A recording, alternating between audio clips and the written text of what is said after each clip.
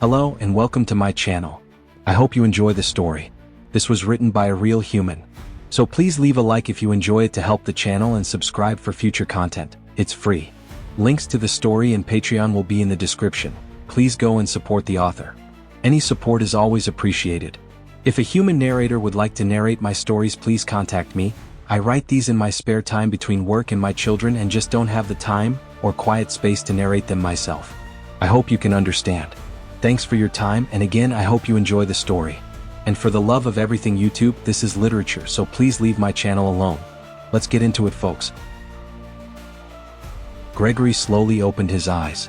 Everything was fuzzy as he blinked away the remnants of the heavenly dream he had been having, and was surprised to feel Barbara snuggled up against him. He could smell the faint hint of coconut as he kissed the top of her head. He lay there for a few more moments, taking in the feel of her silky smooth skin against his. She stirred a bit and rolled over, taking the sheet with her. And with a glance at the clock, he silently cursed himself for not setting his alarm. He had another debriefing in an hour. He quickly got dressed, and after checking himself in the mirror and running his fingers through his hair a few times, he was satisfied enough to silently let himself out of Barbara's room with one last look. 46 minutes later, he was sitting at a table with 3 Navy admirals and 3 senators' holograms representing the Defense Committee for the United Sol Alliance. Admiral Zhang sat next to him, the man's appearance even more haggard than his own. Captain Therm and Captain Borryman sat on the other side of the table to him and Admiral Zhang. The admiral was explaining the entire engagement with the moon ship, its tactics, and various other questions the civilian senators had asked. And then it was his turn. Only it was the admirals that grilled him. They wanted to know why he had exceeded his ship's life support capacity to 147%, and when he answered, "We have an obligation and duty to serve and protect innocents," it didn't interfere with the mission. And there was no order not to take any survivors on board. We cut that number down to just under 99% as soon as we could take the time to shuttle those survivors to the other ships. Gregory answered. His voice was steady and sure. The first committee that debriefed them had the same questions the day prior when they had first arrived. It continued with Captain Therm being asked repeatedly if his ship the Neptune had been emitting a signal that the Viril could track. As well as Captain Borryman was accused by the civilian senators of being hot-headed and reckless. The admirals were quiet as the debriefing came to a close, asking for a few words with them before they left. As soon as the civilian senators' holograms were no longer present, their demeanors changed drastically. They still had the perpetual scowls they seemed to wear all the time, but their tone was civil for admirals, Gregory thought. First of all, good work, gentlemen. Sometimes the Navy can't officially or publicly acknowledge certain things. You did very well. The information gathered will help our tacticians and R&D develop a strategy and weapons systems to counter this new threat. With it, we believe we can eventually create a counter to however the hell they are tearing in and out of the lanes. He stopped talking and another began. We have a lot of things to discuss. Let's begin with the survivors you returned with. The third admiral cleared her throat and added, "And the repairs your ships are going to need. I think we're going to have them in a repair slip for some time." Gregory sighed silently. Inside, this was going to be a long day. "How long do we have?" asked Admiral Liam, his brown eyes framed by a digital lens that portrayed Admiral Vavitt of the 3rd Battle Group and Admiral Fu Xan of the 2nd Fleet. An empty slot was labeled as Admiral Taylor of the Royal Navy. Everyone knew he would be a little late for this meeting, so Liam carried on. "If they already left, how long do we have? And can we evacuate those systems?" Vavitt glanced down for a moment, obviously reading a data pad. Her soft, scratchy voice was only audible because of the nanites he knew. "We know the damaged ship is nearly at Sol. It passed the Oort cloud buoy less than a standard hour ago." She looked up. "That's why we need confirmation. By what information Admiral Zhang's task force brought back, we will be hard-pressed to stop that monstrosity before it causes significant collateral damage." The home fleet was diverted to the Korban cluster and the 6th Fleet was severely weakened by the recent repairs needed. She sighed. It was slight and raspy as she continued. "The orbital forts have been alerted. As for the civilians," she shook her head, "I wouldn't want to be the senators after President Allen gets this message." Liam rubbed at his earlobe as his brain rushed through multiple different defensive capabilities and came up empty. What could they throw at the damn thing? His mind continued to race as the meeting continued. Where was Taylor, he thought, as something clicked finally. The Leviathan, the Hornet, and the Mammoth. He blurted out. He could see their confusion, so he continued. Our experimental dreadnoughts and the supercarrier. They passed their tests and only need personnel. Luckily there just so happens to be some ships with experience dealing with this thing that docked for extensive repairs. They could be transferred easily, most of the systems are the same, just larger versions. The only issue is we don't have enough fighters-bombers yet to fully complete the Leviathan. Or manpower to fully operate them," said Admiral Fu Xian. "Use those that can be moved off the Phoenix to complete it. Grab any able-bodied pilots and engineers from the stations. Send a request to the Orion region for personnel. Issue the orders please Admiral Liam," said Admiral Vavitt. He nodded and quickly sent the order to his aide as Admiral Taylor popped up on screen, his image haggard and unkempt as if he hadn't been able to rest. "We have a problem that I don't know exactly how they did it, but the third ring of Betelgeuse 7 was just overrun, its population was devastated. The second ring is compromised, but we managed to stabilize the lines with help from the satraps and New Delhi."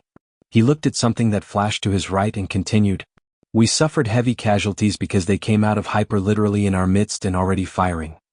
He grimaced and motioned as a moon ship appeared on their screens with most of its structure complete, but the southern hemisphere had large unfinished swaths. This new ship dropped out and immediately destroyed the Charleston Irish Pride, and crippled the Zota, Tyasho, and Fordland with its initial barrage. "We lost 2 wings and nobody has been able to reach the carrier Olga, or her resupply ships Hergo and Providence." He took a breath and Liam could see the distress painted clearly across his compatriot's face. "How long we can maintain the line is unknown. They can be beaten. 2 more fleets are en route, we just need to hold out long enough for them to reach you. As for Sol, let's hope for the best and expect the worst. It's going to be a solid standard 2 days before the nearest battle group can reach them. Nearly 3 for the 12th Fleet to reach it. There is going to be some major fallout for this," said Admiral Fu Xian, shaking his head. "Good thing it's not on the Navy. If the damn Senate would listen to us, Sol would have bolstered its defenses after we found out a potential enemy had the technology to get around our deadbolt protocols," said Admiral Vavitt. "There are 2 ships nearby, divert them to assist. The Queen's Resolve and the Crescent. What of the privateer ship? I know it was going through trials and the new captain accepted the commission. It passed inspection and trials. The USS Refuge is scheduled to assume escort duty in 2 days." Liam replied. He had just read over everything the Sol system contained. The forts would only be effective if the damn moon ship got within range. Of course they had missiles, but realistically an attacker just needed to stay out of range of their laser arrays long enough to hit it with long-range strikes. Eventually, their shield generators would fail, with the 27 forts arrayed around Earth, 14 around Mars, and another 6 stationed along the main transport route leading from the remaining 2 gates. "I recommend placing the Refuge and any other ships with usable weapons platforms in the area in Admiral Zhang's task force." Agreements were quickly given and the orders went out. They continued discussing everything even after Taylor signed off. They had managed to stop the Viril moon ship at the Betelgeuse colonies, but how badly would the Sol system be hit?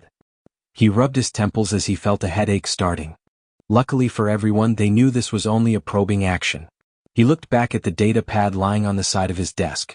The images of Viril ships amassing near the Babylon, Eordora, and Janzal borders had caused some strategists to worry that the fleets would be spread thin assisting the United Sol Alliance allies. While not full alliance members yet, the Habaro People's Republic of Eordora has long been an excellent trading partner with Sol, and the Janzal were a xenophobic technocratic collaboration of 6 systems. The only people they traded with were Sol merchants. Neither of them had a very large navy, unfortunately. The meeting ended after hours of delegating and discussions of fleet movements and readiness. The Navy had done everything it could even while being hamstrung by the Senate and its bureaucratic BS to be ready. He pinched the bridge of his nose. He still had to go over the debriefing from Admiral Zhang's task force. The intel they had collected itself was worth a small moon-sized chunk of credits. He smiled wryly as he imagined just what R&D was going to develop with those ship schematics. Several hours later, Gregory found himself staring at a tall bottle of beer and a fried bird. He was just going to call chicken and hope like hell it tasted similar, but he knew it wasn't and probably wouldn't. He devoured it nonetheless. He was about halfway through the bird when Captain Borryman hopped up on the stool next to him at the diner's counter and waved for the waitress. "Anything good?" he asked offhandedly. Gregory took a napkin and wiped the grease off his fingers and mouth and replied, "Well, it's edible, greasy, and probably caused my nanites to work for a change. I must say you'll find something decent." He took a drink of his beer and went back to eating, adding, "What do you need, Borryman?" The small, furry, oversized teddy bear turned to look at him and replied, "I think we need to talk. I've gotten wind of the task group being reassigned. The Navy has a problem at some colony in the frontier systems." "Well?" He finished chewing and swallowed his bird before continuing, "We won't be going anywhere until our ships can refit and repair." He frowned. The bird was almost gone, so he took another pull off his beer. Boreyman was shaking his head, the curly black hair bouncing as he did so. "You misunderstood me, we're being reassigned to new ships." He almost choked on the next bite of chicken as he tried to ask what the fuck Boreyman knew. Thankfully his miniature counterpart slapped him on his back hard enough to dislodge the culprit bite. "He managed to what?" Boreyman grinned, his sharp little teeth flashing as he laughed at Gregory's reaction. "Yeah, I had a similar reaction and can't wait to see Therm's reaction. We've been issued the Leviathan, the Hornet, and the Mammoth, as well as 2 other ships. The Queen's Resolve, captained by Wilma Hardin, and the Crescent, captained by Horace Abaza." He nodded his thanks as the waitress brought him a menu and he immediately began scanning the available dishes. "How the fuck do you know already?" Gregory asked, arching an eyebrow in question. He already knew what was about to be said, but he had to try. "As you humans like to say, a little birdie told me." He cracked another grin at Gregory and after a moment winked conspiratorially at him and lowered his voice to be barely audible even sitting next to each other. "My comms officer inadvertently intercepted the data burst as it reached our computers. Technically it's not dated until tomorrow. I just figured you'd want to know, they're going to ship us out in a week, Gregory." Gregory finished his beer as the waitress brought out another bird for Boreyman and patted his fellow captain on the shoulder. "I'll see you tomorrow, Boreyman. And thanks for the heads up." He got another grin before Boreyman started tearing pieces of the bird off and popped it in his mouth. He knew the man would savor every bit of it. "Try the brew, I think you'll like it."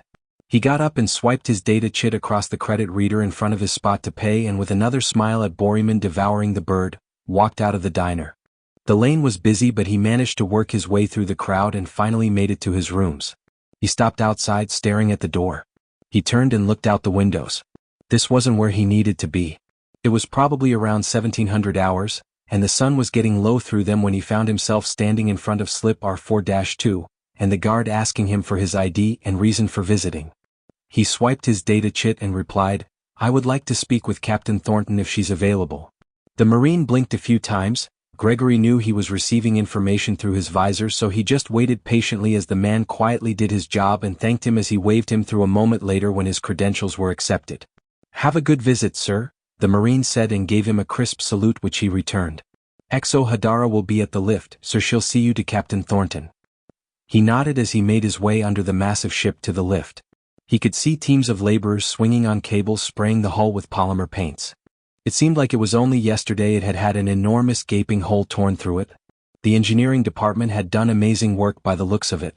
The lift was still lowering to the slip when it dawned on him that the ship had a lot more missile ports than he remembered. He was still trying to figure out what Barbara had done when he heard a female voice saying, "Captain Gregory, please follow me. I am XO Hadara." The trip was fairly quick as they made their way through the ship. He was amazed at some of the technological integration the engineers were able to accomplish. Hadara explained quite a bit of his questions about the ship. She was extremely proud of the recent set of personnel tests. The crew had scored exceptionally high, especially since roughly half the crew hadn't been trained initially in the Sol Navy. And that's when he caught sight of Barbara. He flashed her a grin as she looked up and recognized him. "Ah, Captain Gregory, how can I help you?" she asked. "Could I speak to you in private, Captain?" He replied. "Of course." She looked at her data chit and continued, "I have an hour or so if you want to follow me." "Thanks, XO, I have it from here." Barbara said. He could swear he saw her wink at Barbara, but it was so quick he couldn't be sure. She saluted and turned to immediately spot a couple of ensigns doing something obviously against regulations as she started barking orders to the unfortunate pair. Barbara turned and started down the corridor. "Come on this way, Captain." He could see her hips swaying as she led him to her quarters and he couldn't help but think of how the zero-G suit caused everything on her to look even more voluptuous. He was startled when he watched it hit the floor. He hadn't even noticed they had reached their destination. An hour. He could work with that. The President of the United Sol Alliance stared solemnly into the camera as he began. "My fellow citizens, it's with a heavy heart I must announce. On this day a blatant act of aggression has been carried out upon our territories, and as of an hour ago our allies the Eordirians were attacked, and another fleet moved on the Janzel with some degree of success. President Allen took a deep breath to steady his voice. Some unfortunate information has come to light. Due to Senate interference in fleet movements, Sol system finds itself severely unprepared for this initial surprise attack. I don't have to say names, everyone knows who is to blame. Our Navy is doing the best it can with limited fleet resources. Please stay calm and assist your neighbors if needed. Any reservists in the Sol system, please report to your company. As well, Regent Terra has requested a few words. He nodded and the live feed light flashed red as the Orion Regent began to speak. He could see the feed cut to her office on the screen in front of him. Fellow Orions, we have been given a second chance among these generous people. One we did not earn. One we were given out of compassion and generosity. She paused, her piercing green eyes seeming to see into the Watcher's very soul. I know many of our refugees have military experience. Please report to the constabulary office for your new orders. She cleared her throat. We will assist in any way we can. Let's show these people they were right in giving us a second chance where many others wouldn't. She nodded to the camera and the feed cut back to him, the light now green. Our enemies truly don't understand what this means. As of this moment, the United Sol Alliance is in a state of total war with the Viril and their allies. He kept his face completely neutral. I am issuing a presidential decree of commerce and shipbuilding as of this moment. He held up a large stack of papers with the presidential seal on them already and made a show of pressing a button on his data chip. He knew senators were receiving it at that very moment across multiple systems or would be receiving it shortly if they were farther out in the Alliance territory. I expect our esteemed colleagues in the Senate to sign it into an amendment as soon as possible. He paused, taking a small breath. We did not ask for this war. Hold fast. To our allies we're coming. And soon our enemies will feel our collective wrath. And understand the true strength of our alliance. The light went red again as he ended the feed. He leaned back in his chair and steepled his fingertips together in front of him. He had full confidence in the Navy. He just hoped for the best from the civilians. Once the footage from Betelgeuse was released, he was sure the Navy would have the full backing of the civilians and in extension the massive industrial complex that supported the Alliance's commercial powerhouse that dominated several systems past United Sol Alliance territory. Soon, every one of those industries would be geared up for war. Would it be enough though?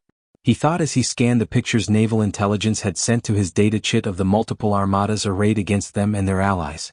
He had to stay positive. He buzzed his secretary. Please contact Obira of the Eordirians. He had to reassure their allies that US Alliance wasn't going to leave them high and dry. The Viril were a scourge that needed to be dealt with. Thanks for listening. Please leave a like and hit the subscribe button if you enjoyed the story. If you feel generous and want to support the author's work, go visit the Patreon link in the description. Any support is welcome. Until next time.